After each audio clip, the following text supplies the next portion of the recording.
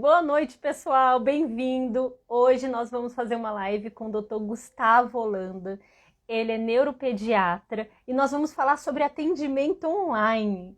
Vamos falar vários aspectos do atendimento online, várias dúvidas que me chegaram aqui através de direct, no grupo. Então nós vamos fazer um bate-papo aqui muito gostoso, muito tranquilo sobre este atendimento, que gera muitas dúvidas, né, gente? Oi, doutor, boa noite. Oi, Dani, boa noite. Muito Tudo bem? obrigada pelo convite. Convite não, muito obrigada por ter aceitado o convite, né? Isso. Eu fui honrada, assim. Eu fiquei, gente, contar um pouquinho da história. Eu vi o doutor fazendo comentário em uma postagem. Aí eu entrei no perfil dele, quando eu vi atendimento online, ele é neuropediatra e faz atendimento online. Eu falei, não, esse moço tem que fazer live comigo. Eu tenho muitas dúvidas sobre atendimento online. Perfeito, Vou eu acho que deixar o senhor se apresentar. eu tinha indicado você, seu perfil, para algumas mães seguirem. Eu já estava fazendo algumas lives a respeito do TEA.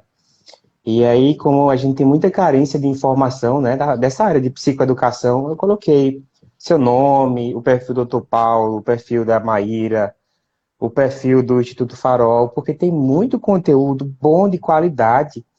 E eu sempre falo em algumas lives, eu chego já dizendo, ó, siga 10 pessoas, 12 pessoas, 50 pessoas, não siga mil perfis não, que senão você se perde, Isso é né? verdade.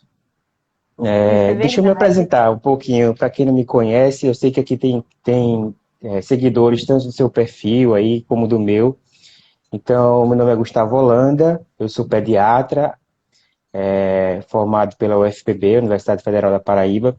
Fiz residência em neuropediatria no Hospital Universitário Oswaldo Cruz, na UPE, Universidade de Pernambuco, e saí da Paraíba para Pernambuco. E desde então, desde 2013, estou aqui em Recife, atuando tanto em Recife como em Jaboatão, onde eu agora resido, e em Caruaru. E com essa pandemia, agora para o mundo todo, via telemedicina.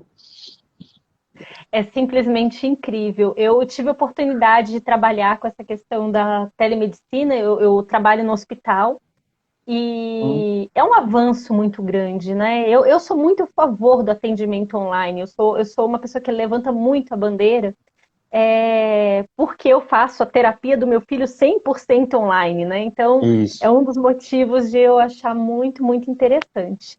Doutor, É o podemos foco do seu começar para perfil. ser. Sim, é o foco do meu perfil, é justamente, eu levanto totalmente a bandeira do atendimento online.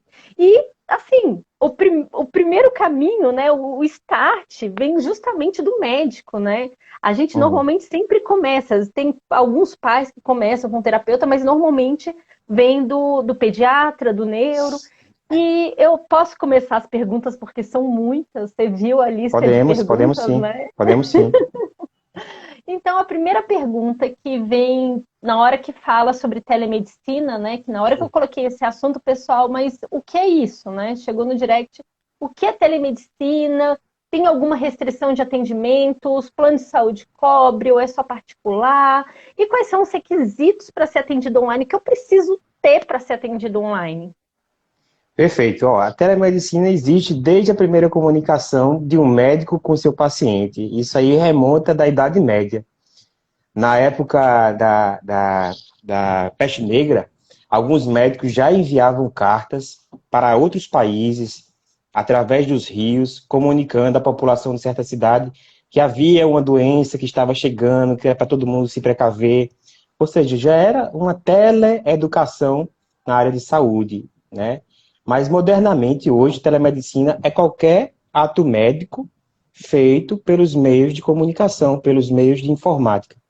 Então, vai desde o teleatendimento, teleconsulta, telediagnóstico, telemonitorização, que é a monitorização à distância, até a telecirurgia, pela cirurgia robótica. Então, é bem amplo. Então, é todo ato médico feito à distância, pode ser da sala ao lado, né? Mas é à distância, com algum aparelho de telecomunicação ou de informática. Essa é a definição moderna da telemedicina. E modernamente já existe desde o século XIX, com o telégrafo, era possível laudar, com a invenção do telefone. Desde 1910 já existe o estetoscópio eletrônico, que levava os sons cardíacos e sons pulmonares pelas linhas telefônicas até 80 quilômetros de distância.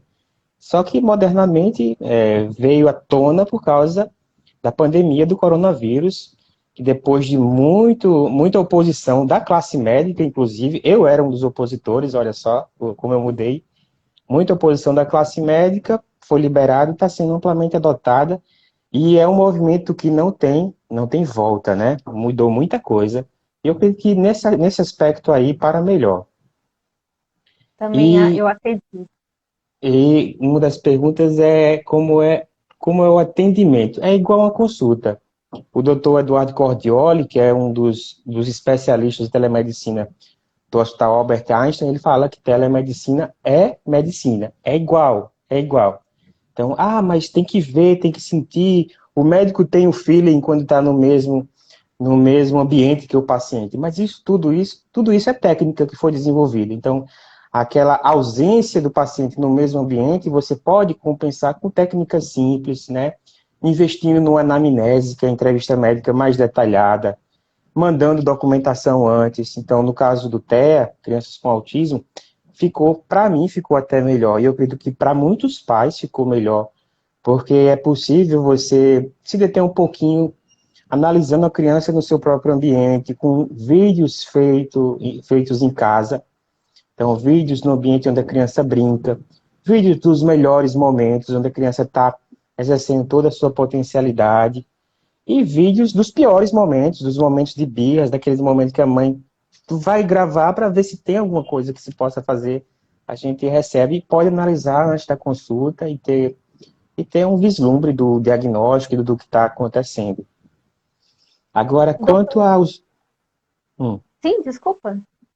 quanto à precificação, pagamentos, planos de saúde. Os planos de saúde se interessam em promover a telemedicina, até porque é algo que pode disseminar o plano, né, a assistência pelo plano. No entanto, são estruturas muito grandes, assim, são mastodônticas. O plano para se mover, para implementar, é mais difícil. Tanto que eu consegui sair na frente, inclusive, dos planos que eu atendia. Eles demoraram para fazer a negociação. Eu paguei minha própria plataforma, desenvolvi minha própria técnica, minha própria documentação, e hoje estou atendendo particular, até conseguindo precificar bem o meu atendimento, o tempo que eu estou me dedicando para atender. E alguns planos já têm suas próprias plataformas, aí isso aí fica muito confuso, porque o plano A tem a sua plataforma, o plano B tem outra plataforma, o plano C tem outra plataforma, e aí o médico que atende vários planos, como eu atendia, se vê assim com 5, 6 plataformas para atuar e fica muito difícil. Eu consegui, até por segurança, né, para o paciente ter seus dados disseminados, eu consegui concentrar numa plataforma só. E aí ficou Nossa, mais que fácil para mim. maravilha. Eu não tinha pensado nessa questão, porque você vai cada plano, realmente, eu tenho o meu plano é uma plataforma específica que eu sou atendida e realmente fica complicado para o lado do médico. Eu não tinha É, pensado nisso. o médico que tem vínculo Doutora, com vários tem que se virar. e assim, como é que é feito esse primeiro atendimento com neuropediatra? Assim, você tem que receber algum encaminhamento previamente para Não, chegar até ti? não precisa. Hoje em dia o paciente pode ir até as plataformas, o site dos médicos, ou no próprio perfil do Instagram tem o link para marcar o atendimento e escolher o horário mais conveniente. Muitas vezes tem uma demanda, tem uma preocupação, ou do pediatra encaminhando, ou a família já está fazendo alguma terapia e o fono, a psicóloga, a TO, está pedindo que tenha um acompanhamento do neurologista infantil, e aí se marca, né? É algo assim, quase on demand, né? Com a própria coisa muito simples hoje, como muitas das tecnologias disruptivas. Você quer pedir uma comida, você quer pedir um Uber, você vai lá e, por sua própria iniciativa, faz, né? E aí marca a primeira consulta, é tal qual uma consulta médica. Você vai ter algum momento da entrevista, vai ter o momento da avaliação da criança. Na neurologia pediátrica é algo direcionado, inclusive no TEA. Você vai avaliar comportamentos, queixas relacionados ao desenvolvimento da criança. Muitas vezes não tem contato, tá? Algumas vezes você pode fazer uma ectoscopia, que é a observação da criança, da pele da criança, ver se tem algumas manchas características de algumas síndromes, como esclerose tuberosa, que está muito relacionada ao autismo, epilepsia, deficiência intelectual, deficiência de pigmentação, hipomelanose de Hito. Então, dá para fazer uma boa ectoscopia, dá para fazer uma boa avaliação de pares cranianos. A mãe pode fazer, você vai orientando, olha, aperta aqui a musculatura do bracinho, aperta a musculatura da perninha, me mostra como é a rigidez, se há alguma hipotonia. Pode-se gravar a marcha dessa criança e enviar para o médico avaliar como é que essa criança anda, se há alguma deficiência do planejamento motor. Então, ficou mais fácil de colher esses dados, porque muitas vezes no calor do consultório, a criança vem um pouco mais desajustada, irritada, às vezes vem pelo transporte público, pega um Uber, já se nega a entrar no elevador, então não tá assim no natural, não está no bom momento para avaliação. E as mães Nossa, você acham, descreveu a minha primeira consulta com Aquiles na isso, Neuro. Ele já estava cansado, estava cansadinho no horário do sono dele, não uhum, queria ir, chegou irritadinho, chegou lá, só que assim, ele já estava tão cansado que ele acabou dormindo e não deu dormiu para a avaliar. consulta inteira. Então, É, assim, tudo foi contado. Eu contei toda a história, expliquei para ela, mostrei os documentos. Eu fiquei pensando justamente assim. Hoje eu vejo, daria para ter feito tudo isso de forma online. E eu em fiquei em casa, casa, esperando eu em fiquei casa. muito admirada com uma coisa que você disse sobre mandar os vídeos para assistir. Eu não tinha pensado nisso, que vocês assistem os vídeos, vocês conseguem vivenciar esses detalhes que na clínica não vai conseguir ver essa amplitude de dados, né? Uhum, Vocês acabam conseguindo. E outra coisa que eu fiquei admirada, que eu tenho feito muito teleatendimento, é que a consulta ela é mais intensa. Ela é mais intensa porque a gente consegue conversar mais, não tem tanta pausa. Eu fiquei assim isso. completamente admirada. E aí vem essa pergunta, assim, que vem esse negócio do dado, né? O que eu devo informar ao médico na minha primeira consulta? É necessário preencher algum formulário previamente? O que eu tenho que levar? Algumas plataformas disponibilizam um questionário para você preencher os dados básicos da criança: nome, endereço, telefone, data de nascimento, sua principal queixa, né? Algumas estão muito relacionadas teve contato com Covid, teve febre, e até disponibiliza uma área para observações para a pessoa, para a mãe, para o pai, descrever ali o que mais se preocupa, e uma área para anexar documentos. Aí vai, desde PDFs, fotos, vídeos, você pode anexar. Se tiver algum exame, já pode deixar lá em anexo para o médico ver, né? Já de antemão. Então já há um relacionamento prévio, porque já passou um pouco da história, o médico pode fazer uma pré-triagem, já se antecipar, olha, esse caso aqui está um pouco mais grave, vou antecipar essa consulta. Ou então, ao remarcar, vai dar uma preferência para remarcar um pouco mais cedo essa consulta. Então, já há um contato prévio. E se o médico tiver um perfil nas redes sociais, tiver uma presença digital, já está sendo conhecido pela família, como acontece muitas vezes comigo. A família, doutor, gostei dessa live, não sei o quê. Parece assim que eu sou um popstar, já tô na boca dos familiares, todos querem conversar um pouco comigo. Mas você falou aquilo outro, eu já muitas vezes sou pego desprevenido, porque já falei tanto com a família, mas estou ali na primeira consulta com a criança, né? Já falei, já Isso dei é algumas orientações, muito né? curioso, que eu não usava Instagram, assim, eu comecei a usar Instagram fazendo meu Instagram. Nem eu. E eu perdi também, eu perdi muita informação nesse caminho, porque assim, eu sou autista também, né? Eu fui Uhum, diagnosticada aos 15 anos. Mas eu não entendia de autismo, eu não sabia nada de autismo. Isso. Eu só sabia sobre mim, eu sabia sobre meus déficits e tudo, e era isso, levava a vida tranquila. Aí quando meu filho foi diagnosticado, e a doutora foi, e falou assim,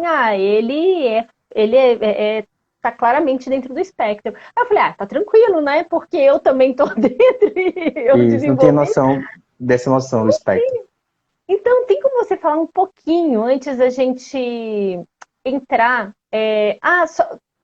Fala um pouquinho sobre o TEA, porque eu vi algumas pessoas perguntando aqui o que é TEA, o que é TEA, o que é TEA. Tem como falar um pouquinho sobre Sim, sim, o. sim. O TEA é a sigla que a gente usa para denominar o transtorno do espectro do autismo, ou autismo comumente, né?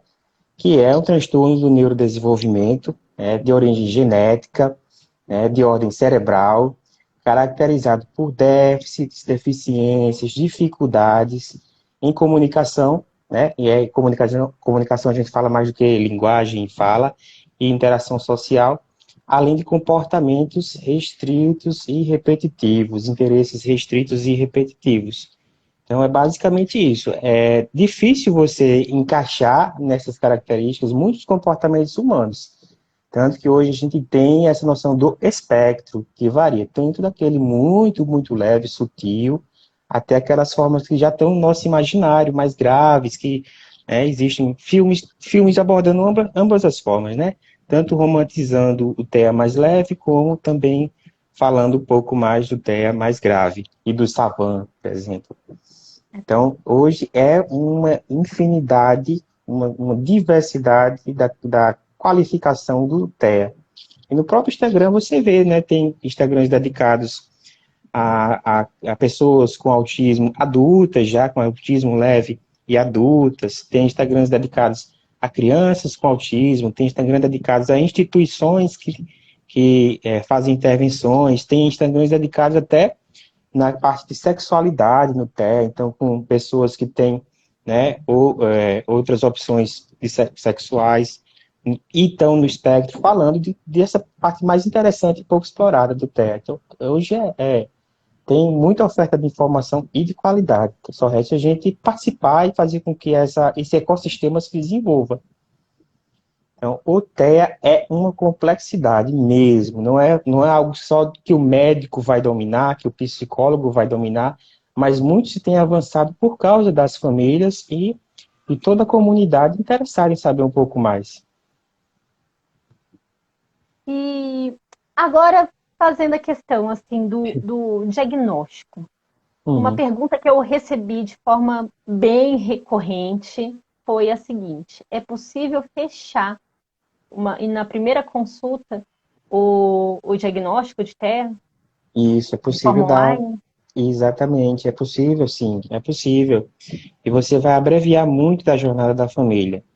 Muitas das famílias que têm me procurado já têm um vínculo com algum médico no físico, né? Faziam acompanhamento, iam a um neuropediatra ou iam a um pediatra e estavam ali querendo uma segunda opinião. Para isso também serve a telemedicina, para a segunda opinião, né? Uns não receberam diagnóstico, outros receberam diagnóstico, mas não uma orientação adequada para o tratamento, assim como a gente geralmente prescreve.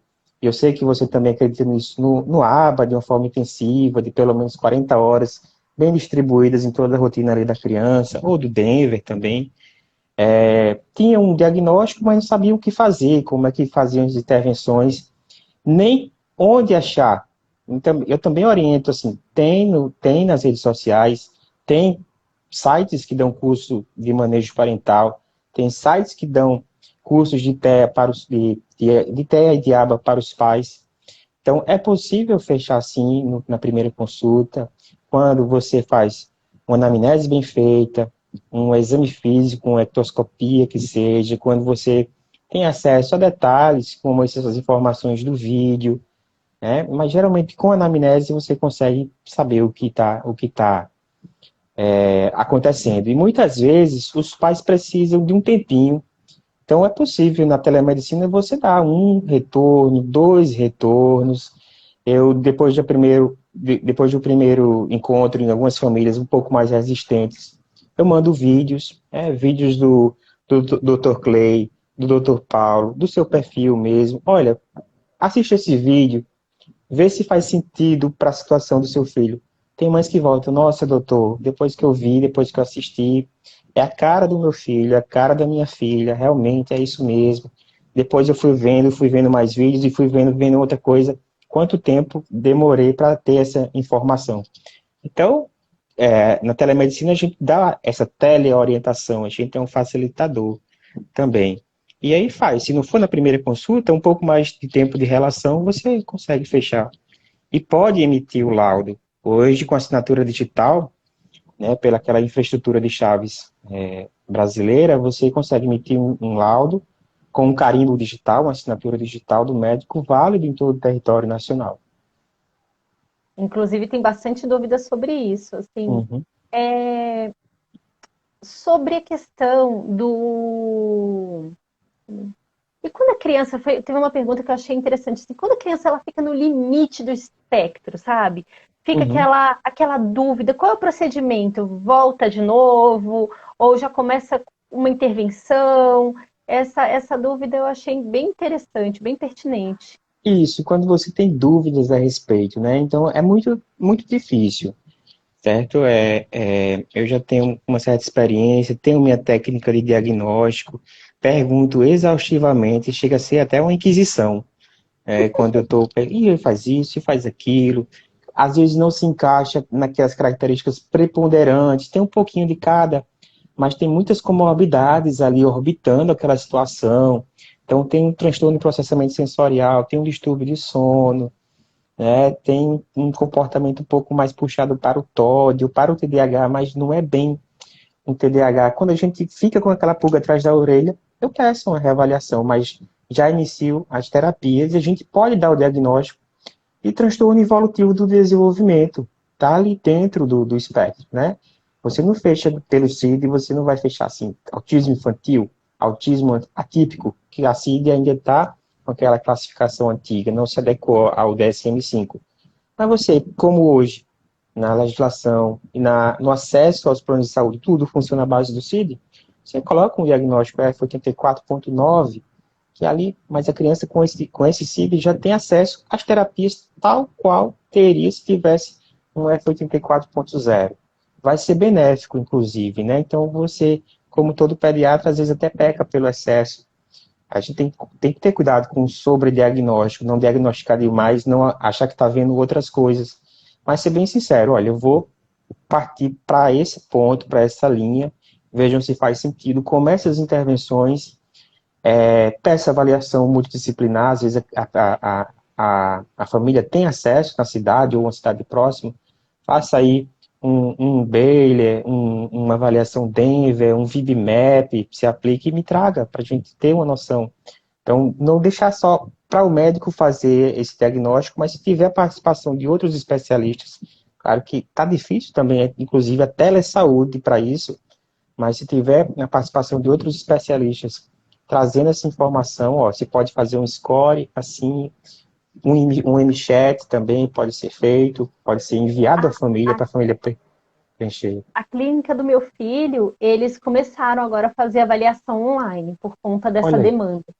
E Arinar, né? A Ninar, eles estão fazendo, eles vão instruindo, primeiro fazer uma instrução para os pais, eles estavam me explicando, né? Fazer uma Perfeito. instrução e vão aplicando, VB-MAP mesmo.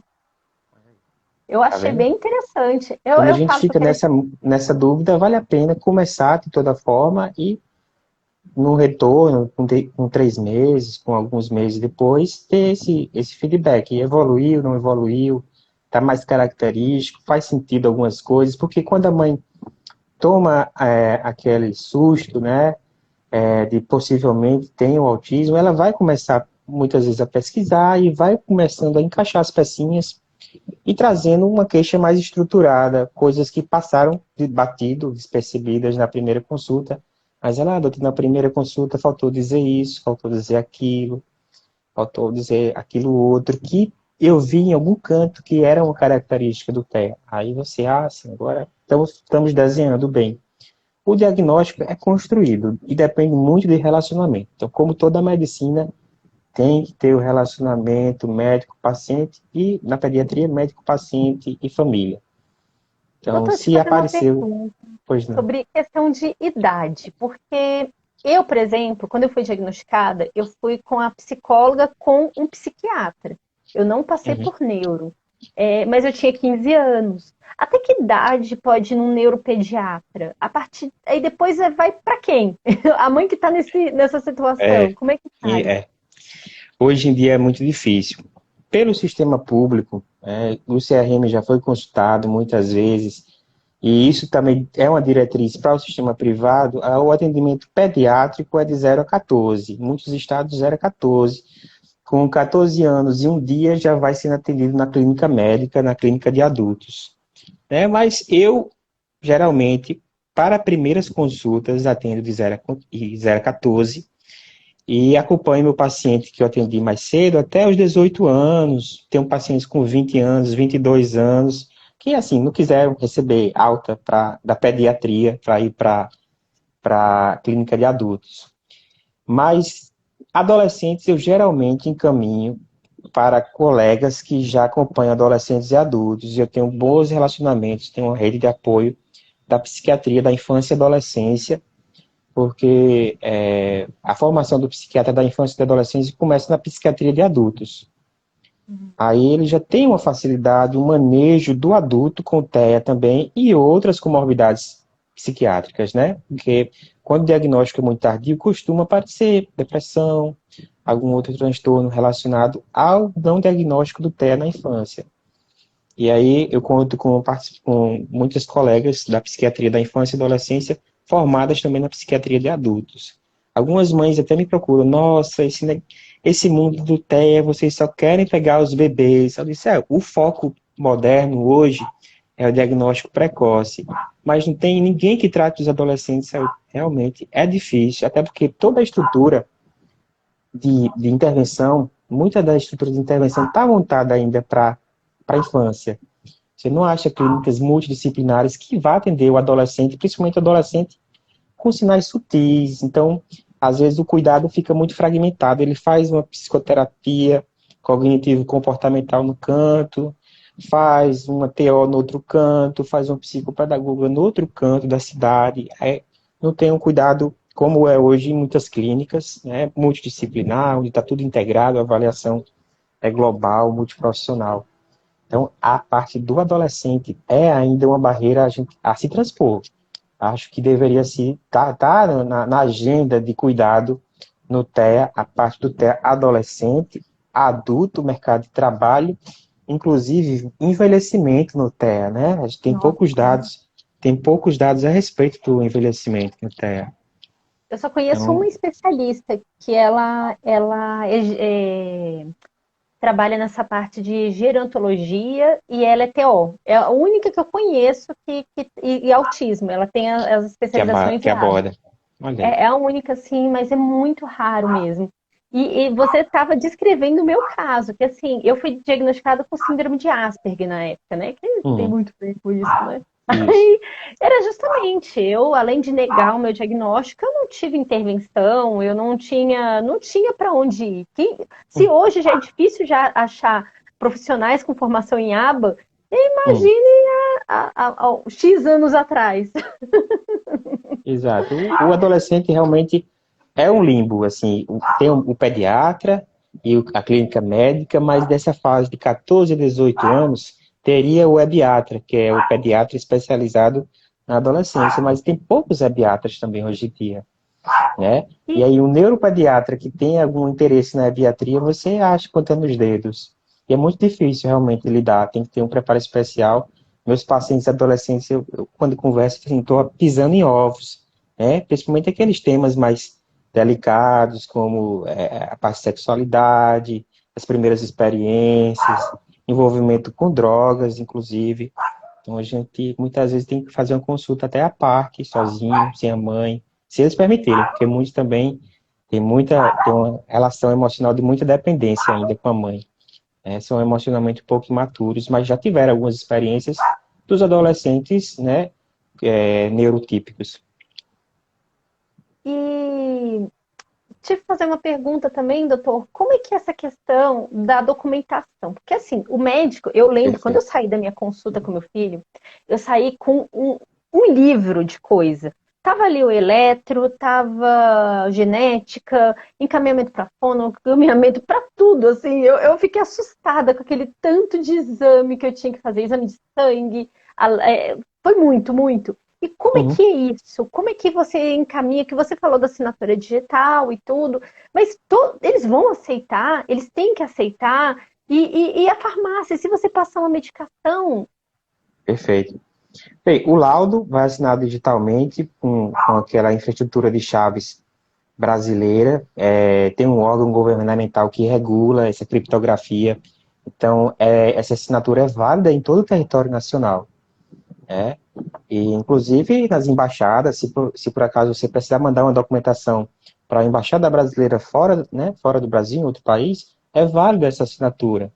Então, da mesma forma, a receita, que a gente chama de receita digital, tem a sua assinatura digital única, relacionada inclusive ao seu CPF, ao seu CRM, também aceita em todo o território nacional, tanto para as receitas comuns, como para aquelas receitas de controlados carbonados, né, de dupla via, como risperidona, aripiprazol, antibióticos. A gente só tem dificuldade hoje nas receitas controladas tipo A e B, que são aquelas tarja preta, que a gente usa para Rivotril, benzodiazepínicos, diazepam, ou metilfenidato, a amarelinha e a azulzinha, né? A amarelinha para o metilfenidato, que é a Ritalina, o Venvance ou o Concerta. Ainda são restritos aos estados. E é o físico, ainda depende do físico. Então, se eu passo uma receita de uma Ritalina aqui para um paciente que mora na minha cidade, eu vou dizer, olha, tal dia eu vou estar em tal hospital ou em tal consultório, vai lá pegar a receita. Ou então a gente manda pelo Uber, né? Pelo Uber Fast, eles entregam a receita para o paciente. Você só coloca, ó, você paga o seu Uber e a receita chega na sua casa. Para outras situações que é testado, aí você vai depender de uma rede de logística. E isso até muitas vezes até não está regulamentado, não é proibido o médico comprar o remédio para o seu paciente e mandar pelo Sedex. Não é proibido. Tá? O médico comprou, botou o remédio no seu próprio nome, está ali registrado que o médico comprou.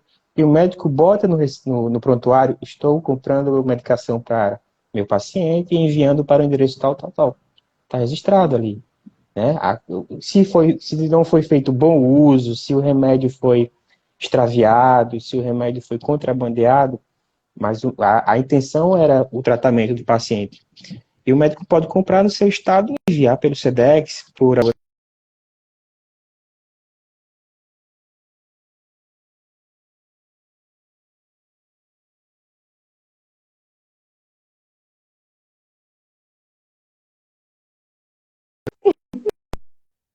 Oi, oi, vocês estão Oi, ouvindo, pessoal?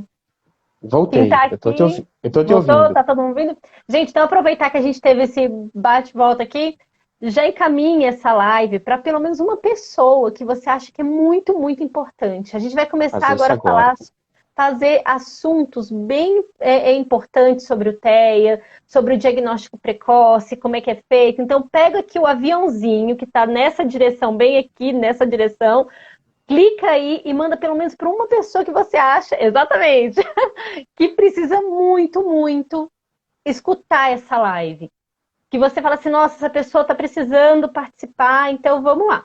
Doutor, é uma pergunta que eu sempre recebo. Quais são os primeiros sinais de atraso TEA antes de um ano? Isso daí, Isso. assim, tá no top 10. É. É o atraso de habilidade de comunicação. Não é o atraso de fala, porque a fala você só vai exigir ali depois da pré-fala, depois da lalação, né? Mas, assim, a atenção compartilhada, o interesse compartilhado, a intenção comunicativa, o olho no olho. Eu já vi em alguns livros até um relato de algumas mães que falam que não havia oscilação das mamadas da criança. Então, sempre tem um diálogo, uma conversa, uma dança na hora que a criança está mamando. Então, a criança tem aquele ritmo de sucção, tu, tu, tu, tu, tu, tu, e a mãe intervém, ou faz um carinho, ou ameaça tirar do peito, ou trocar o peito, aí se agarra, ou acelera o ritmo de sucção. Claro que crianças que já estão bem adaptadas. Muitas vezes no autismo a gente já vê uma dificuldade de amamentação, né? Mas aquelas crianças que iniciaram a amamentação, né, por um reflexo, já estão bem adaptadas e tem o TEA como sinal precoce, é essa amamentação monótona, essa sucção monótona, um pouco ineficaz. Mas não dá para fazer o diagnóstico assim, entendeu? Ninguém vai fazer, ei, tu tá mamando mal. Pode ser autismo. Esse testemunho é muitas vezes retrospectivo. Depois que se tem um diagnóstico tardio, você vai perguntar como é que era a mamada, a mãe fala, era coisa monótona, não chorava quando trocava no peito, não oscilava no ritmo das mamadas quando a gente tinha uma interação. Então, esse é um dos sinais precoces, mas você vai ver mais à frente, além das dificuldades de comunicação e interação, o déficit do planejamento motor, que está entrando, inclusive, em algumas triagens. Ou seja, é uma criança que até rola ou até engatinha, mas não sabe o que fazer com aquilo. É uma criança que rolou, ficou parada. Opa, rolei. Eu acho que passa isso na cabeça da criancinha. Ou então é colocada de quatro, e fica lá, para frente e para trás, para frente e para trás. Sabe engatinhar, mas muitas vezes demora para planejar aquele movimento. Então, o déficit do planejamento motor vai ser incluído como um dos sinais precocíssimos, inclusive na época do rolar, do pivotear e do engatinhar da criança. Esses são sinais bem precoces. Eu consegui, por esses sinais, né, déficit na atenção compartilhada e de planejamento motor, dar o diagnóstico de um bebezinho de 9 meses, mas era o segundo filho de um casal que já tinha o primeiro TEA. Os pais estavam bem atentos e perceberam que o irmão estava pelo mesmo caminho do mais velho. E aí chegaram e disseram, olha, ele não tem lalação, mas não olha para o brinquedo quando a gente demonstra. Às vezes olha para a etiqueta do ursinho, mas não vê que tem o ursinho ali na frente, né? Tá engatinhando, mas não engatinha em direção ao brinquedo, muitas vezes engatinha para trás, o brinquedo está na frente, ele engatinha de marcha ré, então tem uma deficiência no planejamento motor aí num bebezinho de 9 meses. Então fica atentos, né? Às vezes assim, é muito precoce, a gente tem medo de já bater o martelo, mas nessa situação que eu encontrei, já tinha um filho e os pais estavam bem atentos, não ia ser leviano dar o diagnóstico para já começar uma intervenção eficaz nesse segundo filho. Ah, doutor, e assim, isso na minha leitura, assim, autismo é só um nome, sabe? Deram o nome de autismo, esse conjunto de características. O que Uhum, importa mesmo é desenvolver as exato. capacidades dessa criança. É, No foco nisso, não focar no nome, não, isso aí não é uma tarja. Eu falo que eu sou autista, mas assim, isso não me define. Eu sou muito mais do que isso. exato. É saber o que fazer, né? O que fazer. O diagnóstico deixa que o médico se preocupa, a família tem que se preocupar com tratamento e prognóstico, né? O que fazer e como é que vai ser no futuro. Claro que esses são três pilares: diagnóstico, tratamento e prognóstico, que o médico procura estar analisando o tempo todo. Mas muitas vezes o médico está muito focado assim no diagnóstico. Eu tenho que acertar porque a partir daí eu vou poder planejar o que deve ser feito e como a criança vai evoluir. E aí a família tem que estar mais inserida no tratamento aí e o benefício vai vir no prognóstico. Com certeza. O médico sempre precisa encaminhar para outros profissionais para avaliarem? Para o diagnóstico, né? Eu acho que ela está se relacionando, sempre precisa ter a participação de uma equipe multidisciplinar. Veja, é de bom tom que sim, né? Que se você tiver num grande centro, que tem a equipe multidisciplinar para fazer toda a avaliação, para ter uma escala de avaliação periodicamente aplicada, isso seria o ideal, isso seria, assim, primeiro mundo no TEA. Mas a gente sabe a dificuldade de acesso, ainda mais num país como o nosso, imenso, continental, onde você bem falou em alguma live que o SUS não chega a todas as cidades, né? Chega primeiro o celular, a estação do celular e depois chega a rede de esgoto. Às vezes, quando chega, né? Às vezes não tem nem rede de esgoto, mas tem lá a estação celular de todas as operadoras. Então, vale a pena investir na telemedicina para um diagnóstico médico, mas se o médico ficar em dúvida, orientar onde pode ser feito o diagnóstico multiprofissional também, onde tem uma avaliação multiprofissional. E você está me dizendo uma novidade que eu estou aqui radiante, que a Arinar está fazendo. Eu sei que tem outras instituições que fazem, há um custo também alto, o físico já é alto, imagino que a telemedicina também vai ser tão caro quanto, mas se ficar na dúvida, se o médico ficar em dúvida, se ele tiver o compromisso diagnóstico, mas ainda está na dúvida, não pode te orientar na primeira consulta, ele pede e mantém uma relação contigo, vai ter e-mail, eu passo WhatsApp, passo minhas redes sociais também. Não vou desaparecer da frente desse paciente, a gente vai ter que dar um desfecho, vai ter que dar um desfecho na jornada do diagnóstico para iniciar uma boa jornada do tratamento, que é tão, às vezes, tão difícil quanto, né?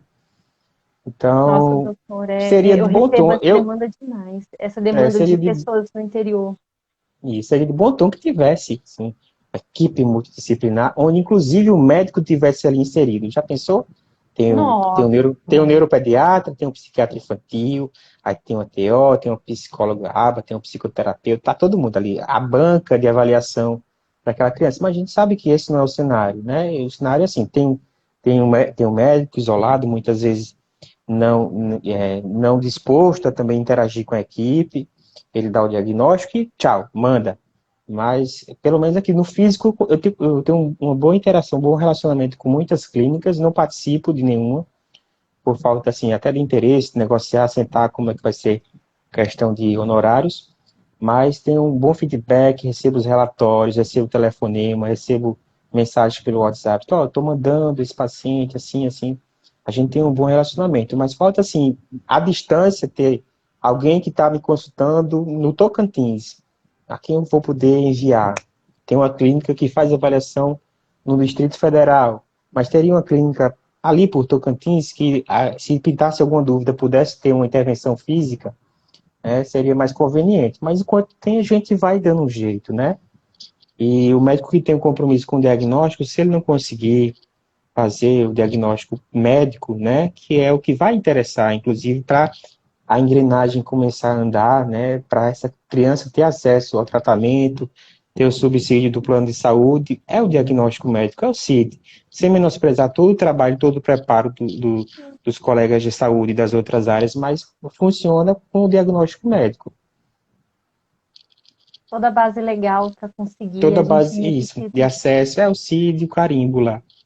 Por isso até que eu falo muito pro pessoal, gente, da SM5, ele veio para garantir direito.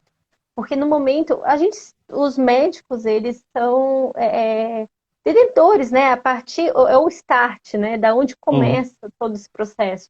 E se você pega um grupo de pessoas, coloca junto dentro de um transtorno, dentro de um espectro, quero dizer, você está garantindo direitos. Que, por exemplo, antes eu não tinha, porque eu era colocada como síndrome de Asperger.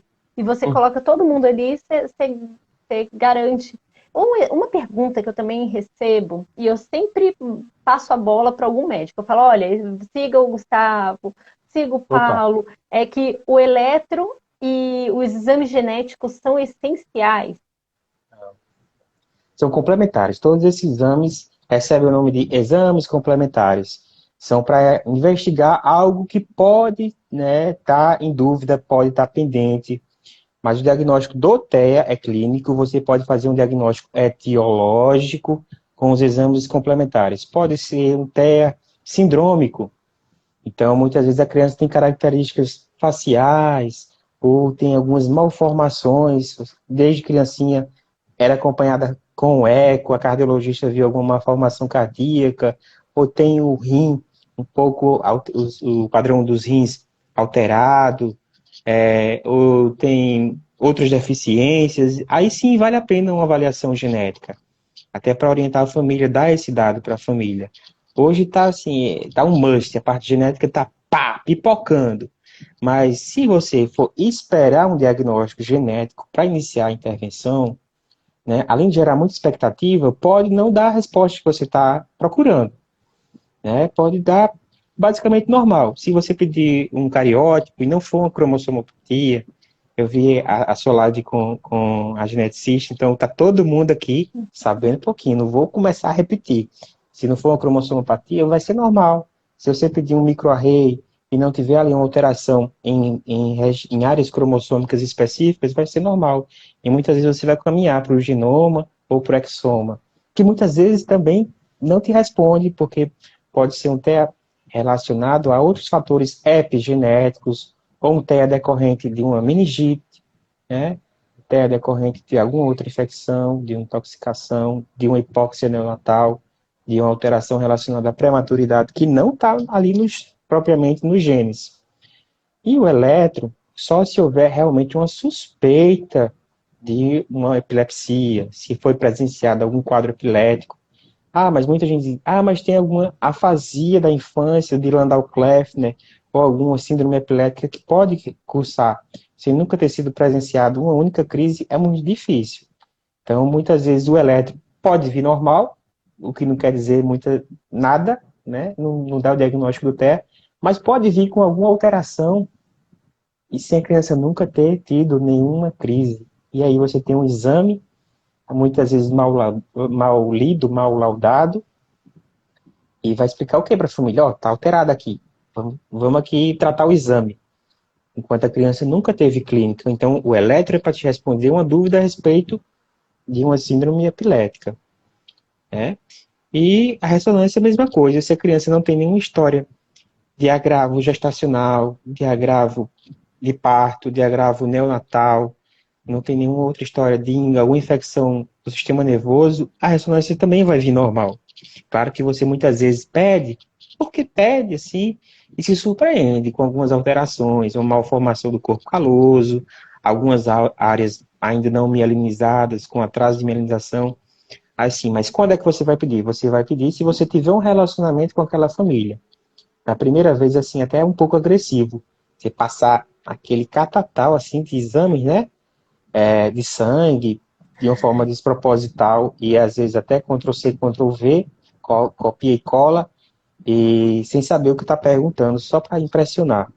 Eu passo, basicamente, vamos começar as terapias, e o que eu passo de catatal é um bocado de PDFs que eu tenho, assim, de livros, de artigos, o manual da Sociedade Brasileira de Pediatria sobre o TEA, dá uma olhadinha, dá uma lida, uns links de vídeos, E uns sem contar links que de você já perfis. faz um relacionamento pela internet. Eu fico assim admirada com o seu perguntas e respostas. São pouquíssimos médicos que criam essa relação de você tá com aquela dúvida, você manda pro ele responde, nossa, eu vou querer ir nesse médico, eu vou querer naquele outro que eu nem conheço, que estou vendo só o nome aquele na lista, pesquisei na internet mesmo que eu só vi uma figurinha dele. Você criou esse relacionamento. É muito E legal. muitas vezes o médico, quando não tem a presença digital, o paciente vai pesquisar que existe uma jornada digital do paciente. Ainda mais hoje, que está todo mundo dentro de casa, se cuidando. O paciente vai colocar o nome lá, Gustavo Nogueira de Holanda. Se o único vídeo que aparecer for o processinho que você tem ali no Jus Brasil, o paciente já vai, eita, esse médico tem um processo. Às vezes você é até vítima. Você está movendo o processo contra o hospital que não te pagou, mas tá no Juiz Brasil. Hoje, quando pesquisam, tem lá meu perfil, minha conta no Face, minha conta no YouTube. O processinho tá lá embaixo. Tá lá na segunda Existe até página, né? uma pesquisa. Eu esqueci quem fez essa pesquisa. Foi bem interessante. Falando justamente isso. Quanto mais coisa a gente tiver na internet,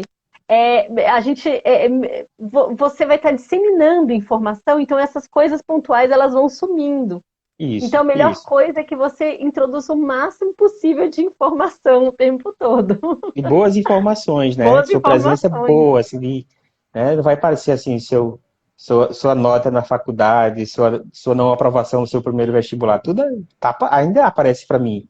Tem uma foto minha passando, na época eu era estudante, assim, um pouco mais revoltado, tem uma foto minha passando um garrafão de querosene para tacar fogo nos pneus, mas tá lá no final. Vai atrás, tá bem na 10ª página lá do Google. na internet também tem uma foto minha assistindo uma aula totalmente desinteressada. Foi Pois o é. professor que colocou na internet. Eu tava assim, eu tava quase dormindo na aula. E pesquise, as pessoas pesquisam, botam, não, vou botar o nome dessa médica, tem a foto da médica num baile de formatura, ou de biquíni, tem todo, tem, o pessoal pesquisa, então, muito cuidado no que você está inserindo, né, que seja de qualidade e que ajude o paciente nessa jornada digital, que ele vai fazer, todo mundo faz hoje em dia, né, vai pesquisar, botar na internet, não é nenhum stalker que faz isso. Quando você vai atrás de um médico, principalmente para o seu filho, você bota, vamos ver aqui esse médico, como é que tá, o que é que ele tem, que ele tem perfil, tem redes sociais, ele é pai, ele trabalha em algum hospital, entendeu? Tem até paciente que olha assim, eita, o médico é daquele plano, eita, ele atende aquele plano, ei, aquele plano é muito ruim, então eu não vou nele. Entendeu? Até isso, seu relacionamento com outros planos. Aqui no Nordeste tem alguns planos realmente de qualidade duvidosa, e que tem muitos médicos que fornecem esse serviço, que minha própria esposa já foi. Eita, eu vou aqui me consultar com a doutora tal, vou botar o nome dela na internet. Eita, ela atende tal plano, vou mais nada, entendeu? Até isso tem que ter cuidado. Mas eu adorei todas essas ideias, assim, a conversa, essa questão da equipe conectada. E aqui no atendimento online do meu filho, por exemplo, eu fiz um site onde todos os terapeutas têm acesso aos dados. E aí vem Isso. uma questão. Porque o Aquiles, a gente faz aba. A aba é dado. A aba a gente gera dado o tempo todo. Então tem Isso. vários gráficos de desenvolvimento dele. Então, quando dá aquela barreira, teve um momento que ele estava tendo barreira com pareamento de estímulo, aquela parte de performance visual, que é justamente o que você falou, né? De você sabe muito mais, assim, a questão da etiqueta. Ele não Uhum. estava indo bem. Aí, por conta das cores, meu Deus do céu, será que meu filho tem problema com cor? Aí lá vai, né? Vai a suspeita. A gente faz um teste aqui, teste ali, não. Foi. Então, assim, digamos que ele não fosse, já era um alerta de eu voltar para o médico e chegar para o neuro, que é justamente, eu acredito, não sei, seria o neuro para eu ir, ou teria que ir logo para o. Porque você é a base, né? O neuro tá ali como base para me direcionar. Ou eu tenho que ir logo para o oftalmo. Como é que seria nessas barreiras de desenvolvimento que vão aparecendo? Isso, você tendo um neuro para chamar de seu, um pediatra para chamar de seu, ele vai te indicar. Olha, não parece ser, vai passar outros testes, até porque para avaliar um daltonismo, ou uma discromatopsia, uma dificuldade de identificar cores na idade de Aquiles é muito difícil, né? Então, vai ter outros testes e observar basicamente. Mas tem pacientes, tem pais que já seguem, como eu te falei, on demand. Já vão lá e marcam, não querem nem saber, vai ser dessa forma. Como eu já tive experiências de muitos pais estavam atrás de um pediatra, mas aí quando colocam o meu nome, vem que eu sou pediatra, sim, eu fiz a residência em pediatria, e marcam para mim. Aí eu vejo, nossa, vou direcionar a consulta para a parte de pediatria. Aí os pais sentem aquela estranheza, aí eu perguntando como é que está o desenvolvimento, tá. Não, doutor, a gente quer saber das vacinas. Ah, opa, então vocês marcaram para pediatria, né? Aí eu dou aquela orientação do pediatra, né? Mas eu digo, ó, tem uma pessoa muito boa para te recomendar, aí indico para você seguir a partir dela, que é até melhor, tanto para a mãe, para a família, como para mim também, que eu vou poder orientar mais pessoas com essa dificuldade neurológica, né? E a família que está atrás de vacinas, questão de nutrição, eu encaminho com um pediatra geral que está até mais a par de toda a modernidade, tudo que está acontecendo em respeito de suplementação infantil, novas fórmulas, novas vacinas. Eu hoje estou muito mais focado e hoje o meu público é na neuropediatria. Não dou mais plantão de pediatria, é só consultório de neuropediatria, pareceres de neuropediatria, telemedicina e neuropediatria. Mas Que já é complexo demais. Quando que já é. eu fui parar para dar uma olhada naquele DSM que eu ficava só focando. Eu falei assim, não, vou dar uma lida no resto. Quando eu fui olhar o tamanho daquele livro, gente, hum, é grande demais. é. E basicamente meu público é de neurologia do comportamento, é mais TEA, TDAH, TOD, deficiências intelectuais, transtornos de aprendizagem. A grande parte é isso. Claro que tem crianças com paralisia cerebral, crianças com epilepsia, mas é o mínimo, o mínimo. Enquanto isso, tanto no serviço público como no consultório, está realmente o grande volume, a grande procura é de pacientes com essas condições, né, relacionadas à parte comportamental, que não exige tanto uma avaliação física intensa, não é a parte de cardiologia, não é a parte de otorrinolaringologia ou de gastroenterologia. A gente preza muito pela anamnese. Claro que às vezes precisa de uma intervenção no exame físico, mas aí você pode orientar a mãe mesmo a fazer em casa, gravar ou fazer ao vivo na sua frente aquela demonstração do exame físico e tem bons resultados, né? Tem bons resultados, não tem nada que impeça. Só a gente ter um pouquinho de conhecimento da telepropedêutica, da teleanamnese e todas as técnicas que já são bem desenvolvidas para a telemedicina, como eu falei, desde Mas, 1910. doutor, você empodera os pais, as mães, porque o que eu recebo muito é os pais falando, eu não consigo, não, peraí, vamos empoderar você, que você vai conseguir, você faz isso através do seu Isso, canal. Isso eu isso. acho demais. Peraí, E, você e, e, o, consegue. e o seu canal também é um exemplo, assim. Eu sou muito mais disposto a orientar uma família que a mãe ou pai está ali se dedicando àquela situação, mesmo que momentaneamente ela tenha que abandonar toda uma carreira para se dedicar. Geralmente é a mãe, né, que faz isso, mas tem um exemplo de pais que já fizeram isso.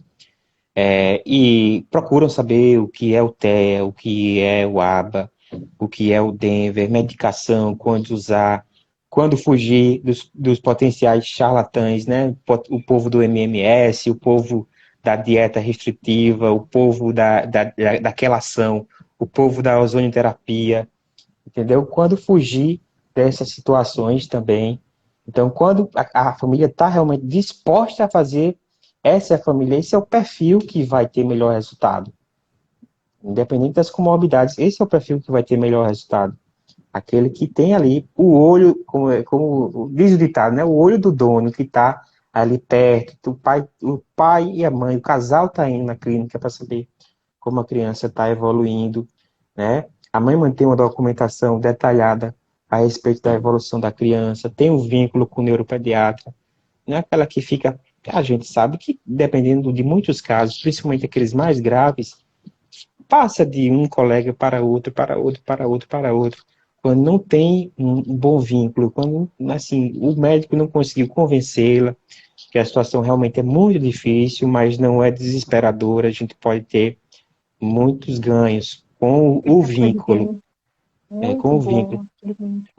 Às vezes o médico não é tecnicamente o melhor da região, mas ele está acessível. Então, é com ele que a família deveria tá, tá mais ligada, né? Até porque tecnicamente é uma exigência. Então, você vai ver uma diferença sutil entre o melhor e com mais experiência e o menos melhor. Não tem aquele ruim. O ruim cai fora, não tá atuando, né? Você vê, quando é muito ruim, já tem a avaliação, a qualificação dele na jornada digital. Ó, é uma estrelinha para esse, meia estrelinha, e olhe. Mas, tecnicamente, já são todos no mesmo patamar. O que vai diferenciar é o acesso hoje. Então, o médico que não está com a presença digital, o médico que não fornece telefone, o médico que não diz assim, ó, estou disposto a te atender, meu telefone fica ligado das 6 às 10 horas, porque de 10 às 6 realmente é mais difícil, mas sábado eu dou plantão noturno, então sábado está ligado à noite, me liga, me manda o WhatsApp, me manda o e-mail, né? E orientar como usar essas ferramentas. Às vezes a criança está tendo uma convulsão, o pai manda o e-mail. Você não vai poder responder prontamente, né? Ou então, tá aparecendo um carocinho na cabeça da criança, a mãe liga para perguntar. Tira foto e manda pelo WhatsApp, que assim a gente fica melhor. Existe uma grande deficiência ainda em saber usar o instrumento. Eu fiz nos meus stories uma pesquisa assim. Você já fez uma consulta? 75% colocou não. Você não faz a consulta porque tem dificuldade de se relacionar com o instrumental, a plataforma? 65% botou sim, tem dificuldade, entendeu? E 99% quer saber como fazer. Quer saber como fazer, principalmente porque está tendo notícia, o noticiamento de que a situação da pandemia está realmente piorando, né? Então, vamos ficar aí final do ano todos em casa e em nossa cidade se faz uma teleconsulta. Exatamente, a gente tem que fortalecer esse modo. Doutor, muito obrigada pela conversa. Eu fui olhar aqui, a gente até passou do tempo, eu sei que você está na Ah, correria. que Obrigada bom, Dani. demais por Eu que doar agradeço, tanto conhecimento assim para gente e espero que a gente faça outra live daqui a um tempo. com certeza, com certeza. Vamos estreitar aí os laços, até porque minha esposa é brasiliense, Sim. eu tenho uma cunhada que mora aí também, mandar um beijo a todos, a todas elas, aí minha esposa, que está colocando meu filhinho para dormir, o Gabriel, minha cunhada, que com certeza está acompanhando. Tem também a Maíra, namorada do meu irmão, que trabalha na Rede Record, Maíra Guedes. Meu irmão está aí 6 meses por ano, ele está em Brasília também, que ele trabalha na Academia da Polícia Federal, ele é instrutor. Então, somos conterrâneos, Então, basicamente. ainda vem aqui para tomar um café, né? Vou sim, com certeza, marcar aí quando a pandemia passar, pegar Um um café avião. com pão de queijo. Ah, perfeito. Doutor, tchau, tudo de bom para vocês. E, gente, Boa muito, noite, muito Dani. obrigada pela presença. Tudo de bom. Até Um mais. abraço Bom aí no descanso. Elias e no Aquiles. Tchau, Você tchau. também. Tchauzinho.